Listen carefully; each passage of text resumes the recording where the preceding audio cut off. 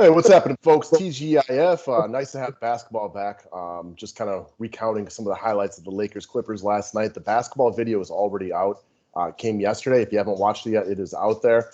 I was pleasantly surprised how the starters all looked relatively ready to go after the long layoff. So that made the night more enjoyable. But we're here to talk baseball. Yeah, let's get it, man. I love getting up and early with you and talking some sports. So, I'm hyped to talk about this baseball slate. Yeah, guys. So again, talked with the guys over at Overlay yesterday. Just wanted to reiterate something. We've been talking about a lot of the really good things they have going on over there, including some of the bonuses. Sorry, I'm puppy sitting. He's making a lot of noise. For a second, I was like, Maisie, stop. Like, what is that? All right, I'm going to let him outside. I'll be right back. It wasn't Maisie, I realized. So, yeah, Ryan is dog sitting for his sister for a couple days. Not sure how long, actually, but we just got to bear with him because we all know that having a puppy is no easy task. Yeah, I was just saying, having a puppy is no easy task. No, sometimes they're harder than kids. I'm sure a lot of you guys can relate. Most people are dog people, so they understand, but he can be kind of annoying. Anyways, it's the Slump Buster Challenge that Overlay has. So when you play in these progressive contests and you have to get into the top percent, it's not simple. I mean, it's not hard, but it's not simple. So you're going to go through some extended losing streaks. And that chance that you lose 20 times in a row, let's say you play in this $2.50 progressive, and it doesn't have to be 20 days in a row, but let's say you play every other day for 40 days and you lose all those times. What they have is a Slump Buster Challenge where they refund every dollar that you put into it. What they're trying to do is just build a following of loyal players, right? So they're rewarding you by not having you constantly re-enter more money and more money if you're not having a lot of success while you get better at it. It's kind of the whole mantra behind what they're doing over here. You really got to appreciate and respect that, man. Like you said, they're really trying to build up their following. They're basically putting money back in our pockets to play on their site. So I'd recommend everyone take advantage of it. And I think it's important to reiterate what you said. It's not that you have to play 20 days in a row. It's just 20 days of you playing and not catching. Awesome, guys. So I could tell we had two sports yesterday, and we were coming off of a day where we had a couple of GPP wins because we had new customers aplenty yesterday, which is super awesome. Thank you guys for signing up. Thank you to all the day passes that signed up yesterday. We had a flurry of those we haven't had in a while. Good. We were off business for 4 months. So all you guys do for us, we appreciate it. From us to you guys, helping us build back up to where we were is awesome. Monthly, annual, and lifetime customers, you guys all get both sports right now for, essentially for the price of one. Membership's done through the website. Day passes are up. When you sign up for a day pass, the information gets emailed out to you. Matt will email those out to you when you sign up today. And just a quick lesson, guys. You're never too much of a veteran to make screw-ups. I put Mike Trout in a couple of my baseball lineups yesterday and totally forgot to even look if he was playing. He wasn't. He went on the paternity list. So you got to remember to check those things. Yeah, and for me, similar story, not exactly the same, but it's been a while since we've had sports, especially two sports like this. It seems like it's been forever. Oh, yes. We're busy. We're jamming. So we're making videos all day. Then we're writing and stuff. I end up not having enough time to set my own lineups that I thought I would. Ended up just being a big rush, much more of a clusterfuck than I wanted it to be. And that just happens. I should have realized that my time might have been, a little bit limited before I reserved the contest, but you live and you learn. Yep, it will happen. You told me you got stuck with two starting pitchers that you would have no business starting. Like, why did I even use Barrios? I don't even know. I can't tell you why. I don't even understand it. All right, guys. Subscribe to the station if you're new to it. Thumbs up is always appreciated. Let's move into some of the guys we want to talk about today. So, as a lot of you guys know, when it comes to baseball, heavier on the GPP side. Football and NBA were heavier on the cash side. Baseball heavier on the GPP side. So this is a guy that you want to talk about today, which is Yu Darvish. And I think the point that I want to bring up before I get into what you want to talk about, we're referencing the Brandon Woodruff play from the other day that we ended up liking a lot by the end of the day. He was 8% versus an inferior pitcher in Andrew Heaney at 40%. They were similar price points, and yet the better pitcher was significantly lower owned. Because I don't think everybody realizes quite yet how bad the Pirates are. They're just as bad as the Mariners. I agree. They maybe don't strike out as much, but their lineup arguably might be worse. So before we get into Darvish, I think it's important to note, because I know me and you went a little bit back and forth on this. This is not us saying that we like Darvish over a guy like Luis Castillo, who stands out on this slate. He's way too cheap for the matchup he's in.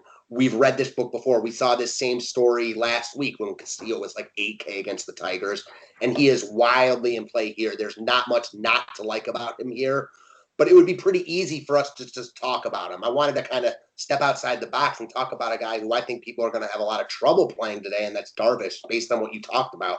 He looked awful. Well, I don't want to say he looked awful. He got hit a little bit in his debut, and I think that in itself keeps people off of him here. We just saw Woodruff, like you mentioned, coming at 8% against the same Pirates team. Woodruff, who didn't struggle like Darvish in his debut, but wasn't excellent, came back and, again, had almost 40 DK points against Pittsburgh. I really like this spot as a bounce-back spot for Darvish. I liked him a lot yesterday going against Cincinnati. That game ended up getting rained out. I like him even more today against Pittsburgh.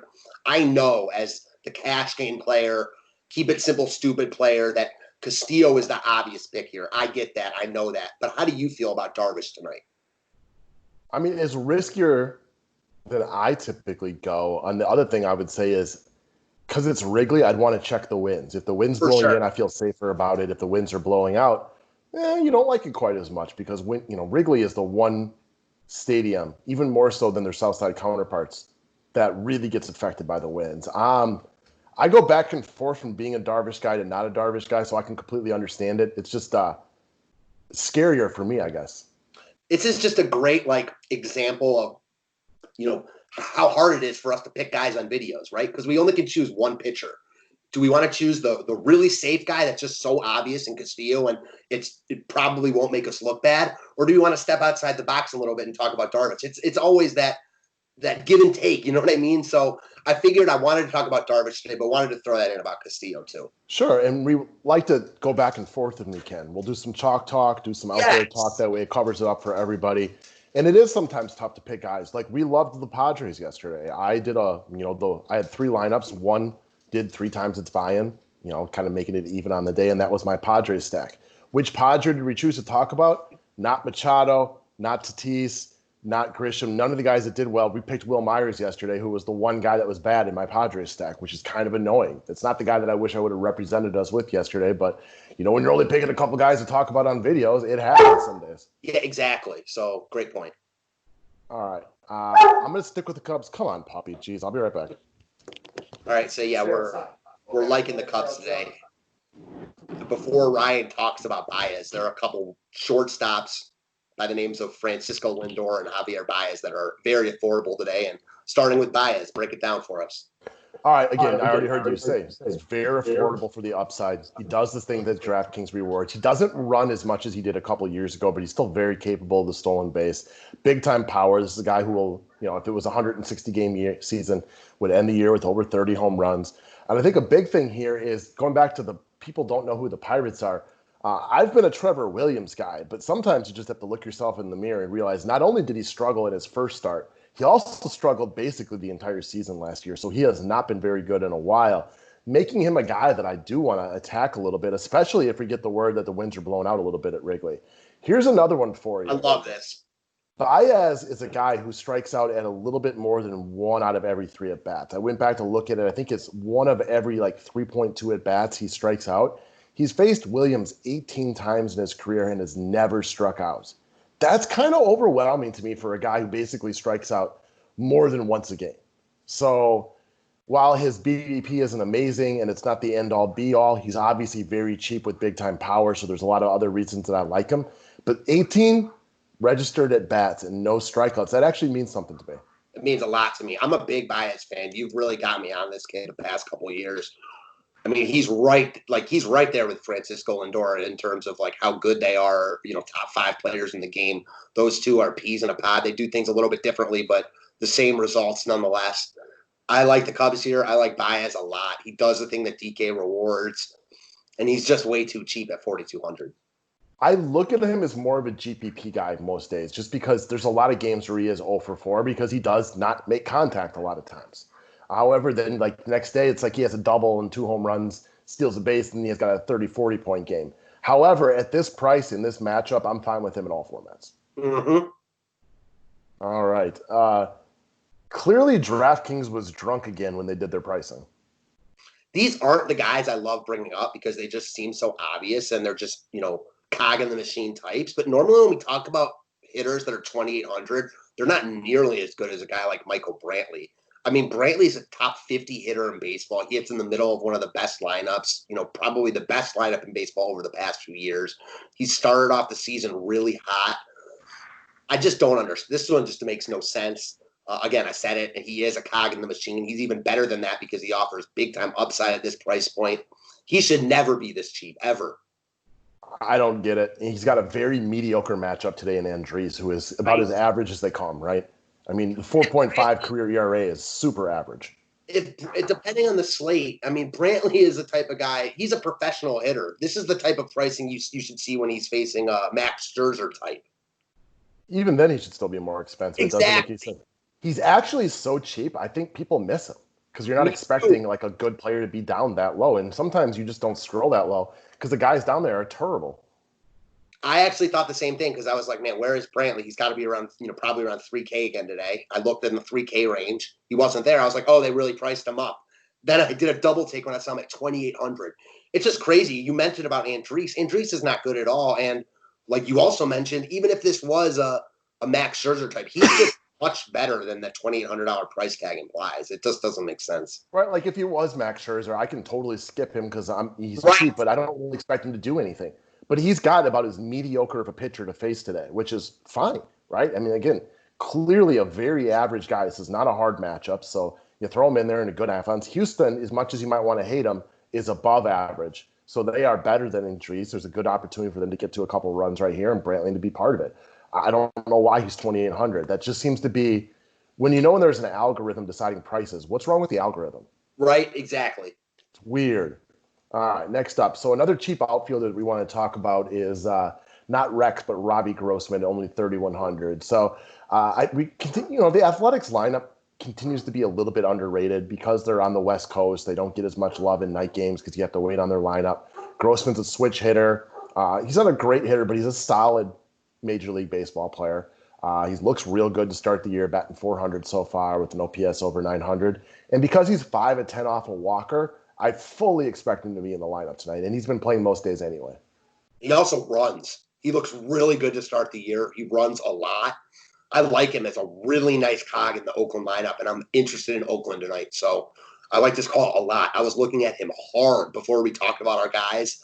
I know I even messaged you right after you said that, and I was like, I love Grossman here. He was firmly on my short list to bring up to you, and this is probably the first time all year we brought up Grossman, so the fact that we both really liked him says something.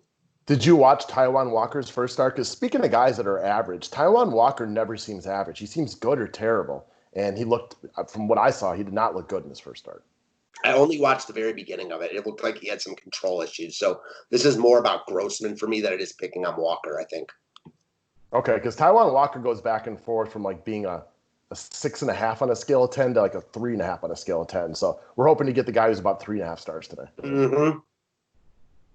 Next up, Joey Gallo. I think the one point I'll bring up before you get into it is, yeah, we don't love picking on power hitters in San Francisco, but it's like I've never seen a Joey Gallo home run that scraped the wall. They all seem to go about 400 plus feet. This is something that you've mentioned a lot when we've talked about like ballpark factors and wins and stuff. He is the guy you always mention when you're like, well, it doesn't, if we have a guy like Joey Gallo up, it doesn't really matter. Well, we have a guy like Joey Gallo up because it actually is Joey Gallo. We don't want to go out of our way to pick guys in San Francisco, but Gallo is way too cheap at 4,300. Really started to see the ball well in his last game. Hit a long home run in his second last at bat, then flew out deep to center field in his last at bat.